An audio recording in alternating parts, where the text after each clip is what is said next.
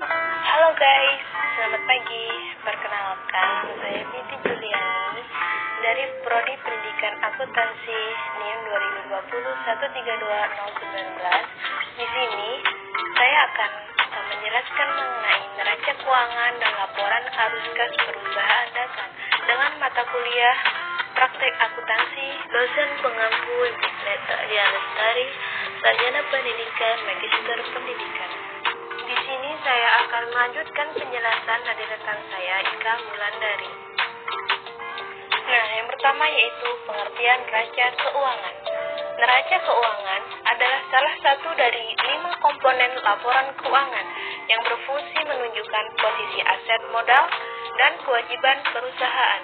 Dalam sebuah neraca, nominal aset perusahaan wajib sama kalkulasinya dengan akumulasi modal dan kewajiban. Nah, di sini ada komponen-komponen neraca keuangan. Itu ada 2, yaitu aktiva dan pasiva. Untuk aktiva itu sendiri adalah kekayaan dari perusahaan yang punya nilai manfaat untuk masa depan, seperti kendaraan, tanah, gedung, dan lainnya. Untuk aktiva sendiri ada aktiva lancar, yaitu merupakan aktiva yang bisa dicairkan relatif lebih cepat. Artinya, bisa diubah menjadi sebuah kas dalam waktu setahun bahkan kurang.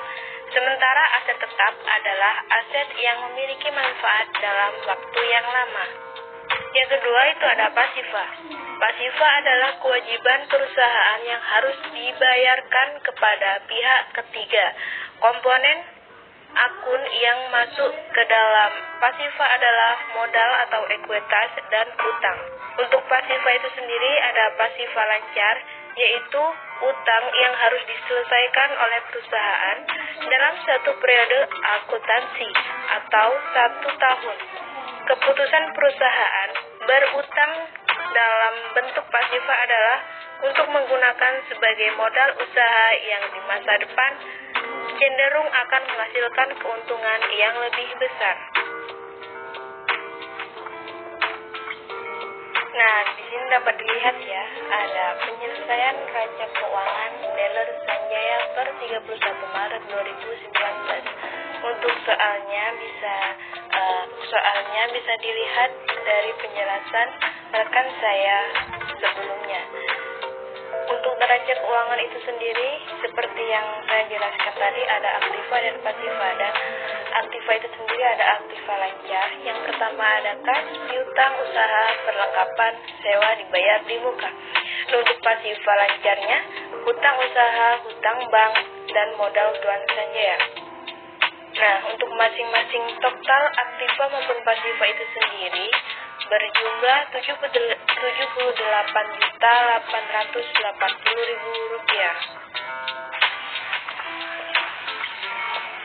Selanjutnya itu pengertian laporan arus kas.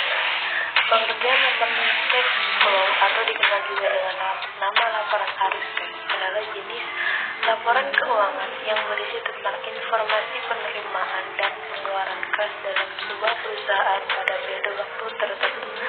Fungsi dari laporan ini untuk memberikan informasi serta revisi dari mana uang kas diperoleh perusahaan dan bagaimana mereka membelanjakannya.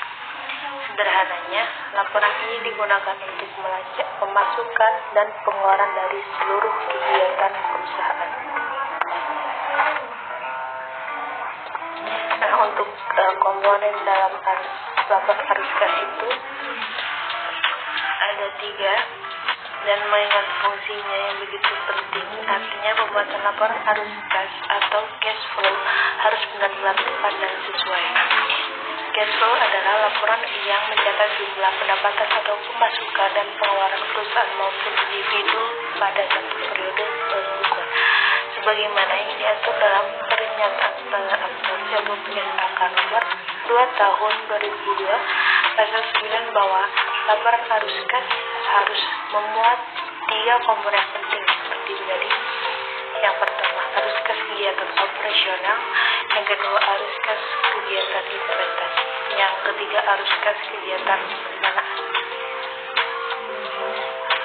Nah, untuk arus kas kegiatan operasional itu bisa dikatakan adalah hal yang paling utama dalam cash flow.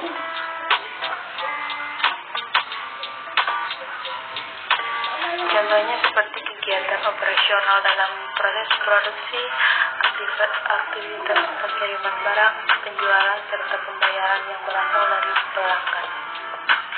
Komponen dalam arus kas ini kebanyakan berasal dari aktivitas yang terkait dengan transaksi di mana dampaknya sangat mempengaruhi jumlah laba bersih yang didapatkan perusahaan. 2. Arus kas kegiatan investasi. Komponen yang kedua yaitu arus kas yang berasal dari kegiatan investasi. Komponen ini merupakan pendapatan maupun pengeluaran perusahaan yang berhubungan dengan aktivitas investasi jangka panjang yang dilakukannya. Contoh pendapatan maupun pengeluaran dari kegiatan investasi misalnya penjualan dan penerimaan aset yang sifatnya tidak tetap, aset jangka panjang serta aset yang tidak berwujud. Yang ketiga, arus kas kegiatan pendanaan, yaitu pendapatan atau pemasukan maupun pengeluaran perusahaan yang asalnya dari kegiatan pendanaan. Contohnya itu komponen dari kegiatan pendanaan antara lain emisi saham perusahaan, pembayaran kredit ke bank, dan juga pembayaran dividen kepada investor. Nah, ini langsung dijawab ke laporan arus kasnya, yaitu laporan arus kas dealer Sanjaya per 31 Maret 2019.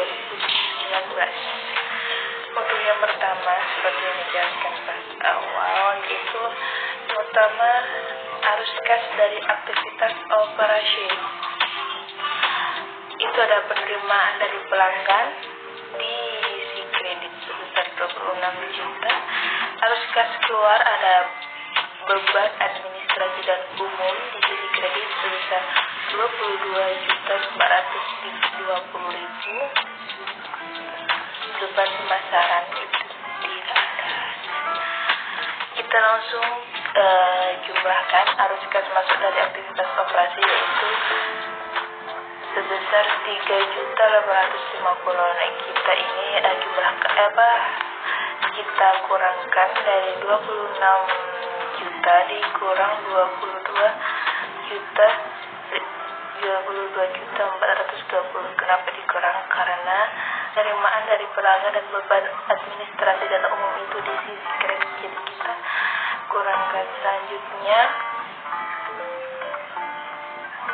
ada arus kas dari aktivitas investasi, yaitu pembelian peralatan dan perlengkapan. Ada 18 macam alat-alat kunci mobil di sisi kredit sebesar 7 juta. Satu mesin kompresor di sisi kredit 6 juta. 16 macam oli mobil di sisi kredit 3 juta.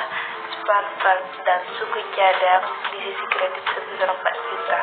Nah, untuk jumlah arus kas keluar dari aktivitas investasi yaitu sebesar minus 20 juta. Selanjutnya yaitu arus kas dari aktivitas pendanaan.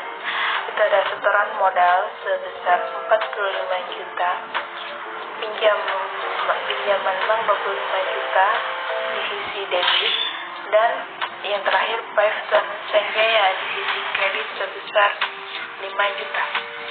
Untuk arus kas masuk dari aktivitas pendanaan itu dijumlahkan sebesar 65 juta ribu rupiah. Kenapa 65 juta? Itu 45 di setoran modal sebesar 45 juta dengan pinjaman bank sebesar 20 di sisi kredit sebesar 25 juta. Itu kita jumlahkan sebesar 70 juta, dan Pivot Sanjaya itu di sisi kredit, karena di sisi kredit kita kurangkan yaitu 70 juta dikurang 5 juta yaitu 65 juta. Nah, untuk arus kas masuk bersih sebesar 48.580 itu dapat dari 65 juta dikurang dengan 20 juta dan kita tambahkan dengan 3.850, hasilnya 48.580.000 rupiah. Nah, jadi untuk saldo kas awal periode 1 Maret 2019 sebesar 45 juta itu dapat dari 65 juta dikurang dengan minus 20 juta dan perolehan laba rugi sebesar 3.580.000 rupiah dan saldo kas akhir periode 31 Maret 2019 itu sebesar 48.580.000 rupiah. Nah, untuk penyusunan laporan arus kas itu sendiri ada dua metode ya. Metode yang pertama metode langsung dan yang kedua metode tidak langsung. Untuk metode langsung, yaitu penyusunan laporan keuangan yang dibuat berdasarkan pada buku kas maupun bank, di mana aliran uang kas dari kegiatan operasional akan langsung dibagi menjadi kas masuk dan kas keluar. Setelah itu baru dilanjutkan pada kas dari investasi serta pembiayaan. Dan metode yang kedua yaitu metode tidak langsung. Nah, kalau metode tidak langsung itu disusun dengan 3 elemen, yaitu yang berasal dari kas kegiatan usaha, kegiatan investasi maupun kegiatan pendanaan. Dan jika menggunakan metode ini, maka perusahaan membutuhkan adanya laporan laba rugi dan juga neraca yang berlangsung pada periode pembukuan tersebut. Nah, menurut kalian nih, penyelesaian tadi itu menggunakan metode langsung atau tidak langsung ya? Coba yang tahu komen di bawah ya.